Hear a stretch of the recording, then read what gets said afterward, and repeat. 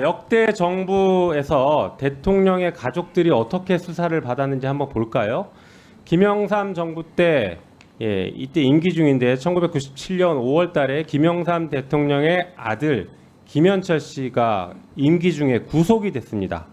자, 김대중 정부 때도 비슷한 일이 있었습니다. 김대중 대통령의 아들이었던 김홍걸 씨가 임기 중에 두 분 다 구속됐습니다.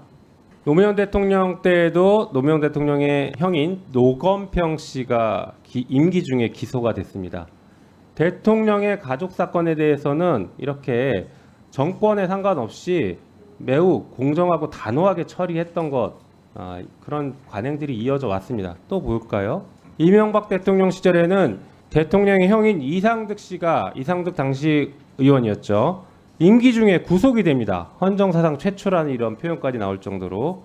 윤석열 대통령이 후보 시절에 이런 얘기도 했죠. 이명박 정권 때가 가장 쿨했다. 당시 현직 대통령이 형을 구속했던 그 수사에 한복판에 있었던 윤석열 당시 검사가 그때는 쿨했다. 대통령 가족을 이렇게 수사해도 권력이 뭐라 하지 않는다. 소위 말해 살아있는 권력에 대한 수사라는 것이 검찰의 본연의 기능이다. 그리고 검찰개혁의 최종 목적지다. 이렇게 열심히 외쳐왔습니다. 실제 문재인 정부 때 윤석열 당시 검찰총장과 검찰 구성원들은 끊임없이 얘기했습니다.